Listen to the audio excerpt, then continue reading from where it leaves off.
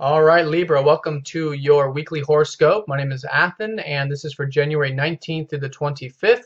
Now, if you're new to Sidereal Astrology, please check the description down below because your sign might be different. All right, Scorpio, so the emphasis this month is, well, this week rather, and this month is on your third house. And this has to do with learning, teaching, communicating, sharing information.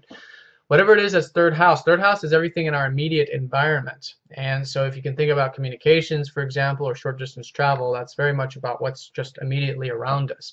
So definitely some new beginnings here. We have the new moon there. We also have Mercury going retrograde in that third house, which I'll talk about. But before I do, I want to continue to talk about this whole Pluto squaring up to Uranus and the nodes that's been going on, because this week, Monday through Wednesday, we have the South Node going conjunct over Uranus. And so this is an important week in terms of all of this. Now, this is the last aspect to this position of this whole T-square that's been going on until March. Okay, so some last minute things here you might think of it. And the South Node has to do with releasing, has to do with the past, the old. You know, South Node is where we're coming from. The North Node is where we're going. It's our life path. So the North Node, like perhaps you've been hearing me talk about, is in your 11th house, which is about moving more towards perhaps the community or global sort of perspective on things. And so what that means is your South Node and this Uranus is in your 5th house. So there's some releasing here taking place in terms of your self-expression, your creativity, and the way that this whole axis really relates is the things that are important to you. The 5th house is the house of what you're passionate about. The 11th house is what the world is passionate about, or what you're passionate about when you're seeing through the eyes of the collective in terms of how you can be of assistance and help and assist in the whole global or community shift. So definitely some releasing in terms of the 5th house, maybe the attention, your own personal attention on it, your own creations. It's very self-oriented.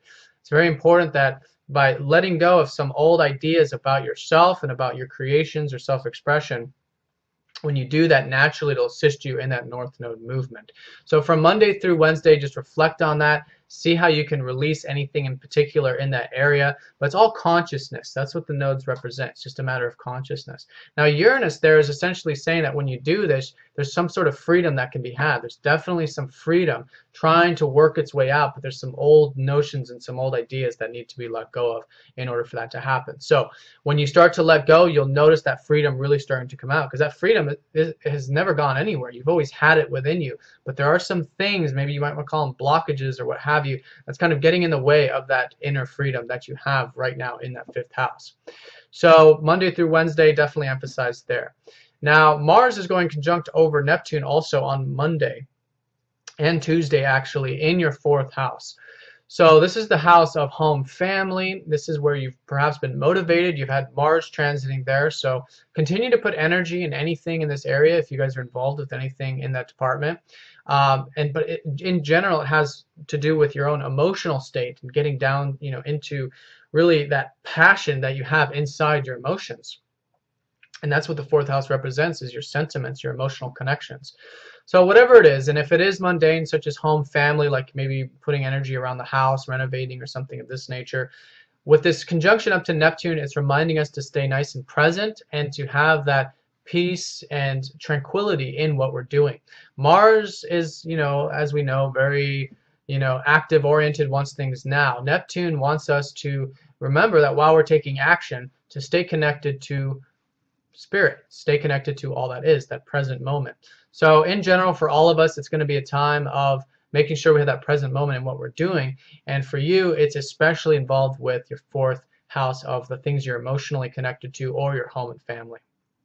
Now also on Monday, we have Venus going opposite up to Jupiter. And this is this balancing act involved with your 3rd and your 9th house.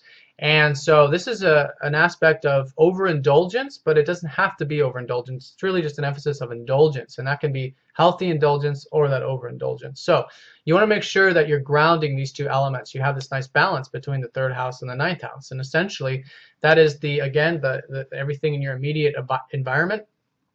3rd house is your communications, your thoughts, everything around you. Your 9th house is everything abroad. It also has to do with our spiritual connection, philosophy, and the adventurous side of ourselves.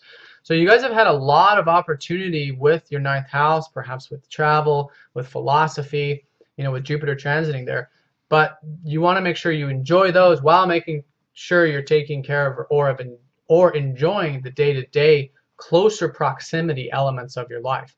So if you have that balance, naturally it's a good enjoyment on Monday in that area. Just make sure you're not getting caught up into one extreme or the other. Example might be getting too caught up into the day-to-day communications and then losing sight of the big picture of the ninth house. So whatever that is in particular for you, just keep the ninth and third house balanced. You'll find it very enjoyable. Now on Tuesday, like I said, we got the new moon in that third house, and it's taking place in Capricorn. And in your third house, it has to do with that disciplined, masterful approach to your communications and also to your thoughts too, as they kind of manifest in your reality. So pay attention around the new moon, especially a few days before, a few days after on Tuesday, in terms of how you're communicating. How are you thinking? Are you thinking positively, negatively? Is there a nice harmony and synergy here? Anything relating to contracts, communications, short distance, learning, teaching even. Perhaps some of you are going to decide to learn something, to take a course or something of this nature. So whatever it is, reflect around Tuesday in terms of it, and just kind of hold off, because the new moon energy is about reflecting. It's not the time of just going forward with energy, especially not with Mercury going retrograde there the day after on Wednesday. So reflect, and that's what we want to do during the new moon. Then as the energies start to build up Thursday, Friday, later on in the week, you'll start to be able to implement them, because you'll have a much clearer idea of what exactly you're doing. So take that time to reflect, and then as the week progresses, Thursday, Friday, start to put the energy into it slowly. And this is energy into the next 30 days of this lunar cycle of this part of your chart, but also in the next 6 months, because you'll have a full moon here 6 months from now involving that third house and that ninth house.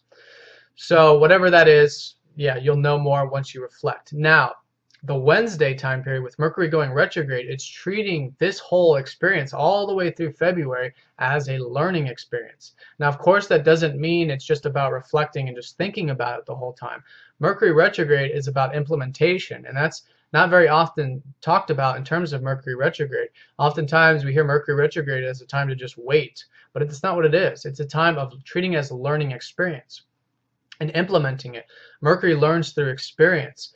So it's not a time of, digging ourselves a deep trench that we can't get ourselves out of in terms of, it's a learning experience. We want to make sure we're taking baby steps. We want to make sure that we're going easy on ourselves, and we're just, slowly learning this whole new, something being learned here regarding your guys' third house. So as the moon fills up, take that into account, treat it as a learning experience, but apply it, and you'll learn in that process. You'll learn a lot in that process.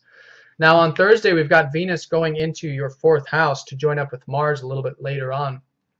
So there's definitely an enjoyment to be had here with home and family. This is where things really start to shift, Thursday, Friday time period.